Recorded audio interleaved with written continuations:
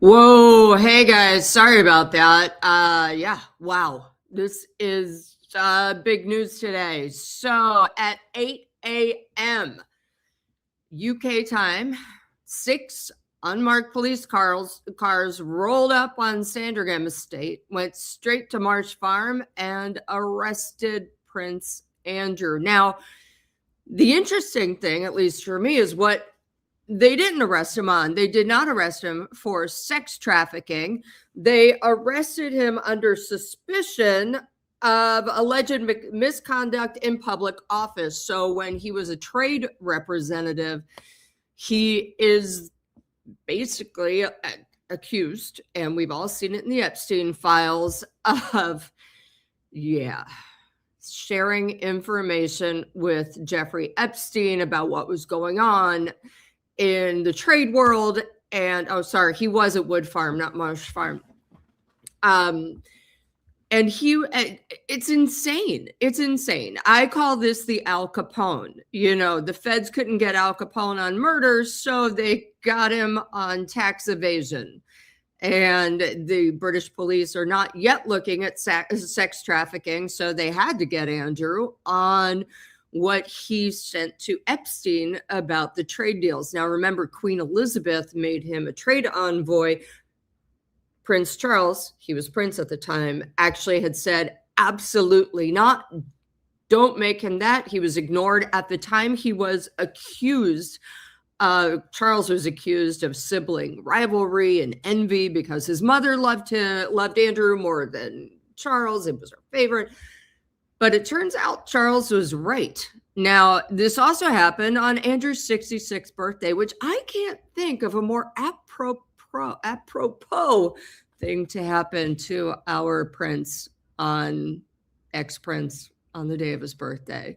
This is a guy who has his underwear ironed by his staff as he's chucking things at them. So I can only imagine how he's handling his amazing birthday present, and wonder if they'll give him a cake in prison. I know I shouldn't be joking, but honestly, Schadenfreude is coming over me and a lot of people this morning. Couldn't have happened to a nicer guy. Couldn't have come on a better day. And, wonder if he's going to get tea and cakes in prison. It's insane. Yes, and Tom Sykes is here. Thankfully, I'm going to add him to the stage. Tom, oh my gosh. I told you so, Paula. I told you. No one believed me. I didn't say it wasn't going to happen. I mean, wow, what a morning. Incredible. Can I just say, I am so proud to be a British person this morning. Obviously, I'm deeply ashamed of Andrew, but I am very, very proud that unlike your country, frankly, where nobody has faced any consequences, as far as I can tell, for being in the Epstein files, apart from one or two bankers who appear to have been given a very large bonus and told to retire. We have actually this morning arrested Prince Andrew. And I think that's wonderful. The idea that Prince Andrew is now sitting in a police cell with a metal toilet that smells faintly of other people's urine, to me is a marvelous, wonderful thing. And I think that it's a very, obviously, we're going to get into it being a very serious moment for the British monarchy and all of that. 100%. But let's be honest, the UK is at least trying to hold people accountable for what has happened. Yeah, you're not kidding. And also, so I was just telling people before you got on, I call it the Al Capone of Prince Andrew.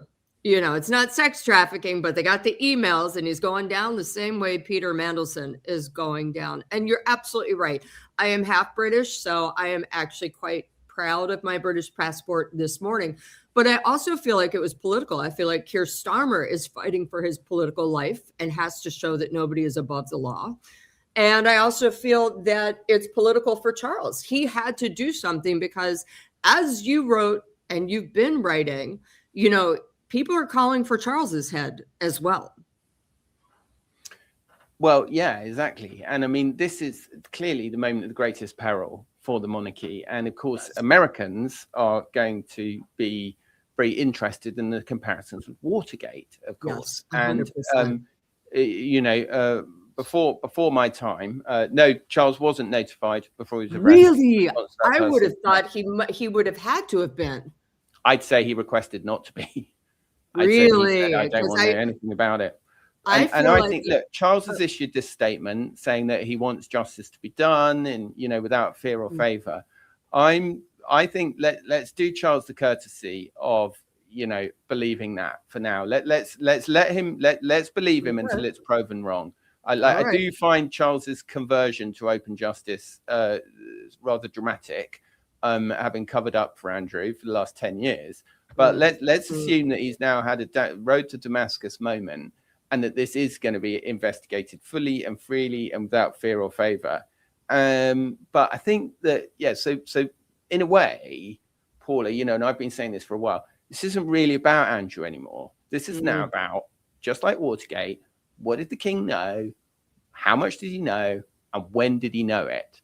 And if he knew a great deal more about this than has so far been suggested before February 2022, I think he is in real trouble, because in February 2022, Charles oversaw a $14 million payment to settle Virginia Giuffre's civil claim against Andrew to buy her silence. And what else happened then? Okay, it was the Queen's Jubilee, and we were all told it was to not overshadow the Queen's Jubilee. Don't forget, the Queen also made an announcement saying that Camilla should henceforth be known as Queen Camilla when she came to the throne. So, you know, Charles, frankly, had some good reasons not to want to have the royal family dragged into the Prince Andrew scandal for their secrets to be revealed in court in 2022 of his own, beyond his mother's Jubilee. And, you know, the sort of attempt to attribute everything to being the responsibility of Queen Elizabeth. It was all Elizabeth's fault that she put an unexploded bomb under the throne. Like, you know, and regardless of whether Elizabeth turned a blind eye to Andrew's behavior or not, that's irrelevant. The Queen's dead, right? Charles is alive. Charles is alive. And not only is he alive, he's the king. He's the king. Okay. And if he knew what was going on for the last 10 years about Andrew, and if he covered up for it, then the monarchy is in serious danger, and they might have to pull the ripcord, frankly. You know, he might. And what is the ripcord? Well, abdication.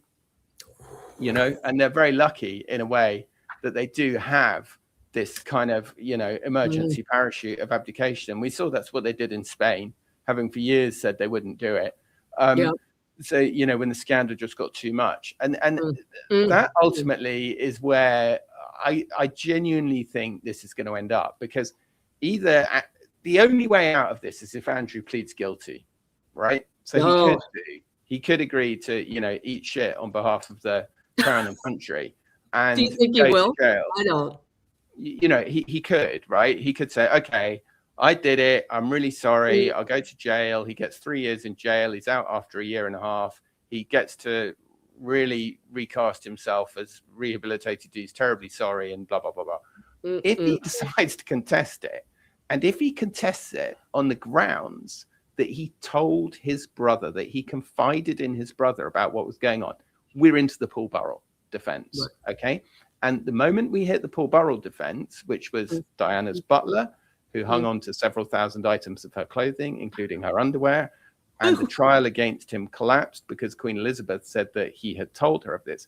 If we enter the Paul Burrell defense, if it is shown that the king authorized those funds to prevent the disclosure of damaging facts of which he was aware, we're very close to parallels with Nixon. I think very close.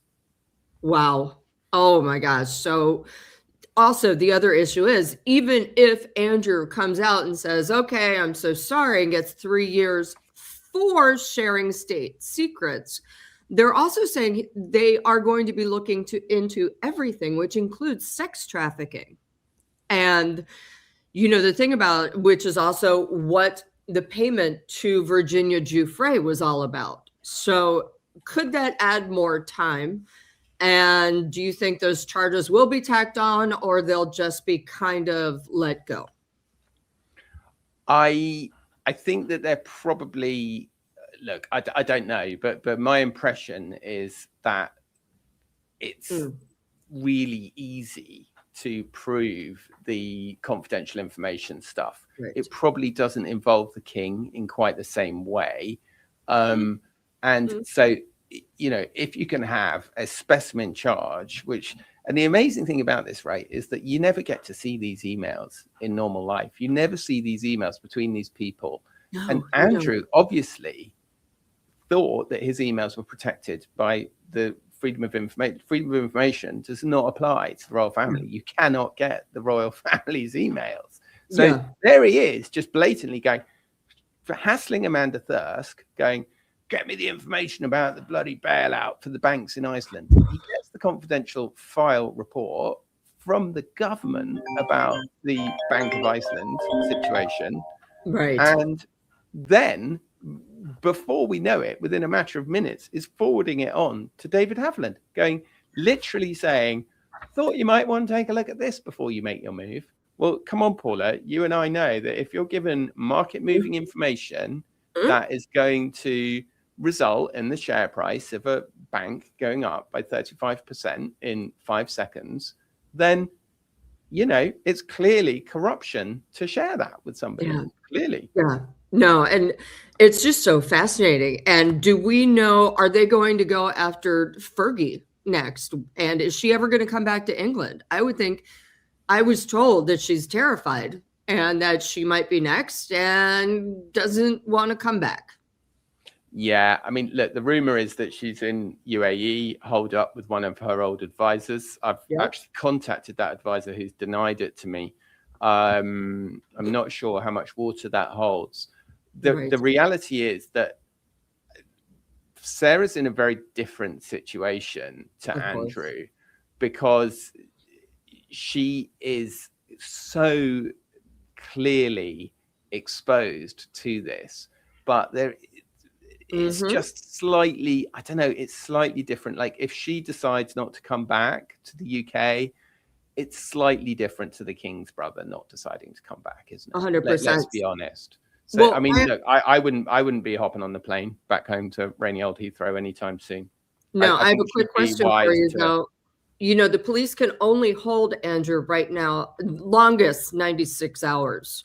So after that, what is Andrew's move? Because could he conceivably fly to the UAE himself and just not deal with any of this anymore and not be able to come back to England? I mean, what I would say to that is that he hasn't done it so far. So, but he also said he would never be arrested.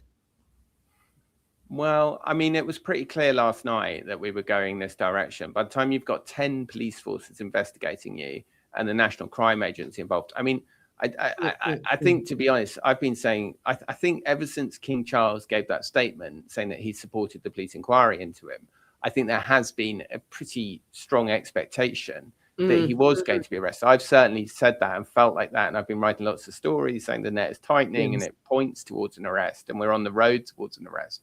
So I don't know, to be honest with you, I don't know the exact reason why Andrew decided to stick around and face this. It could be, right, that he's just like, I'm innocent, I didn't do anything. You know, to be fair, he clearly has no idea what he did wrong with the women. He's always been like, what a nice, lovely girl wanted to have relations with me. And I said, thank you after, and showed her the throne. What's the problem? And I also think, of course, he thinks as the Queen's son, he did nothing wrong. He's absolutely allowed to. And I imagine his defense would be like, well, I was running it by advisors to see what they would think, because wouldn't this be good to have proper people advising us? So I assume this is what he is going to say as his defense. What do you say to that? Well, if he chooses to defend these allegations, right? If this ends up in a case being assembled against him and him being in court, okay, which I think it kind of has to now, there are then obviously two options. One, he pleads guilty. That's the royal family's ideal solution. Yep. That gets them out of the Paul Burrell problem. It gets them out of everything. He gets a lower sentence in mitigation. He gets kind of 3 years. He has a nice time in jail. He's the celebrity prisoner. He comes out. He can show proper contrition. He can be like, oh, I really understood the errors of my ways. Like, everybody agrees he's been accountable, right? He's been held accountable. That's option one. Option two, he pleads not guilty. He goes, I'm going to fight this all the way. I never met that girl. I have no recollection of that girl. I never did anything wrong. I was only ever acting on behalf of my country, right? That is the absolute nightmare situation. Right. You know, option three, as we've discussed previously, gets committed to a psychiatric institution. Wow. And how would that go about? Is it because the palace, they've kind of let slip that he's unstable, that they're worried? I've read several articles. They're worried that Andrew might hang himself. They're worried that, so they're letting stuff slip. And is all of this preparation for, oh, he's mentally unstable, go hang out in this really nice palace-like psych ward forever? Well, that's certainly the conspiracy theory. I mean, look, nobody would be particularly encouraged in Andrew's situation to have the palace saying that there were fears you were suicidal. Right. It's not a particularly comforting thing to hear. Look, I think of the three options, I think that's probably the least likely. I actually think that what's going to happen is, like, you've got to remember that ultimately he agreed to move out of Royal Lodge, right? He didn't have to move out. He could have said, no, I have a lease and I'm not moving out. Ultimately, he agreed to move out. I think that ultimately he will agree to plead guilty. Wow. And then I think that really changes the calculation for the palace. It enables Charles to say, he's encouraged his brother to take accountability. He gets a kind of custodial sentence, maybe 6 months, a year, something like that. I mean, it's a mad prospect. Yes. I think we are probably going to end up with His Majesty's brother in His Majesty's prison. Wow. That's amazing. I mean, this hasn't happened in 548 years. I was talking about how the last time this happened, it was King Edward IV jailed his brother, Charles, who was a duke, shocker, for treason. And I think this is pretty much the same thing. I mean, what they're saying Andrew did is actually treason, is it not? I think treason's a bit strong. Treason is fundamentally sort of compassing the death of the king. I think it might be, it's not actually. It's working against the interest of the country. Look, I don't think it's necessary to accuse Andrew of treason. I think we can. I think if we can get him on misconduct in public office and corruption, I think that's probably enough.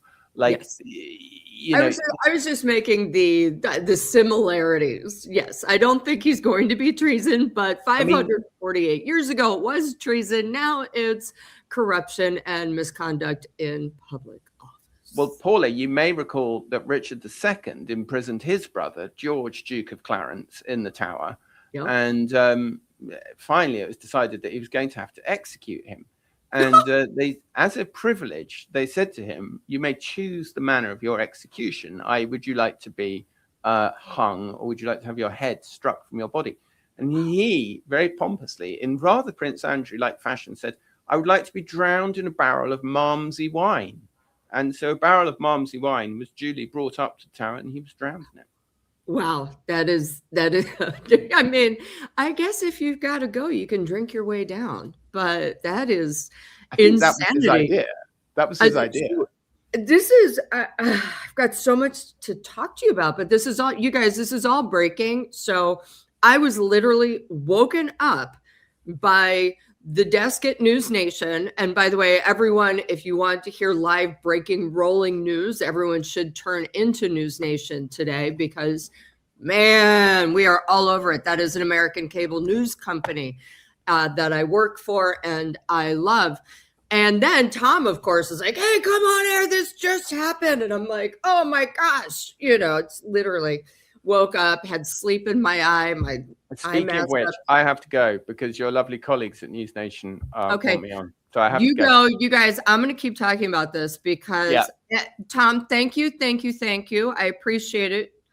Go give my Andrew love. Loney. I've got Andrew Loney at 5 p.m. So there. Yeah, I got Andrew Loney too. By the way, you and Andrew Loney should be doing a victory lap. Yeah, all over London right now. It's insane. It's crazy days. Thanks, Paula. Love you. Bye. Bye. All right, guys. Thank you so much for sticking with me. I just wanted to get through some other points, and then I will let you go. Does Charles have any Malmsey wine? I'm sure he does have some Malmsey wine. But I do want to drive home the point that England, this had to happen. The Labour government is in major trouble. Economics are bad. They also are said they were not going to investigate the child grooming gang up north in England.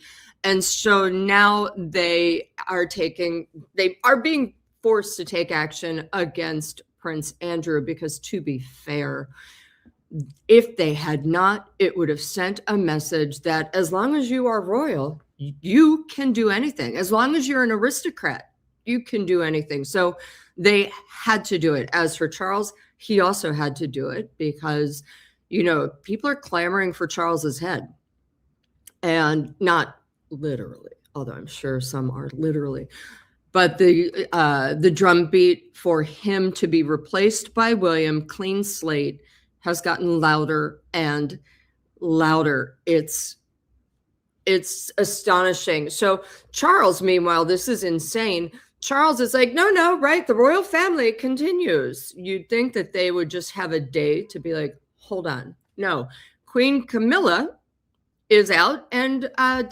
is attending a concert, I believe, right now as we speak in London, because she is a patron of the charity. It's at great. I mean, it's a lot. It's amazing that she's doing this because, but we also knew it was coming because Charles was being heckled. And again, Charles has thin skin. Baby don't like to be heckled. He doesn't think you should be heckled as a king. And the fact that he is seeing the public so angry and actually going out and heckling and doing all this is a big deal. Again, notes to Brits, if you want Charles to do something, heckle him. He's very thin-skinned. He will not be able to handle it. And boom, he'll make changes within, 24 hours. He did that with Andrew's title. He did that with the Royal Lodge. By the way, the police are also now searching Royal Lodge. They are going anywhere that Andrew has been. And I'm sure they're looking through his little hunting booths right now, or hunting booths. Yeah, something like that. This is huge deal. Sarah Ferguson not showing her face. I'm wondering if Charles is finally going to realize that having Beatrice and Eugenie out front is also a bad idea. He didn't before. I think he has now. The Times of London, the Telegraph, the Sun, they have all come out and said enough is enough. And the Daily Mail has come out and had very in the know writers say, hey, wow, put Beatrice and Eugenie away. Andrew's got to go. He's got to face justice. And, we hope Charles this time is going to listen. This is not the time for compassion for your brother or his family. It is the time for compassion for the victims of Prince Andrew and Jeffrey Epstein. I'm just going to leave it at that. Right now, I'm shocked. We will see what happens to Andrew after he is released. We'll see what he does. Again, he can only be held for up to 96 hours. That is in extraordinary cases. Usually it's 24, 36, 48. And, I'm wondering if he's going to leave the country, if he's going to get a private jet, go to the UAE where they do not have extradition, and live out his life as a former royal, where apparently in the UAE it's fine to do that because they really love royalty. This is insane. Now, remember last week, Charles had said there was profound concern and that the palace was ready to support police if approached. Again, today, as the arrest was taking place, Charles said the law must take its course. Now, the palace is saying that they had no idea that this arrest was going to happen. I'm going to come out and say, I don't believe it. Now, Tom Sykes says they likely were asked not to be informed. And that could also happen. I think they knew it was coming and they had a statement at the ready. Because let's be clear, the palace does not move that quickly normally. But I believe it's King Charles's court, it's King Charles's police, it's King Charles's country. I believe he knew that it was going to happen. And I believe he was alerted the second it happened. There's just no other way. He wouldn't have known, it's his government. Let's remember that. And someone's talking about Camilla. I'm trying to get through. Is it mean to arrest people on their birthday? Is one. Yeah, it might be. But you know what else is mean? Sexually trafficking and having relations with young girls who don't want to have relations with you. You know what else is kind of mean? Screwing over your country and giving trade secrets to Jeffrey Epstein. So that's my answer to that one. What is being done to stop Andrew's offending? Well, I think they arrested him. That is, I believe that. And if anyone has any questions, y'all should put it up right now because I am going to be going off in about 2 seconds because I do have to get back and go back on air at NewsNation where Tom Sykes is now.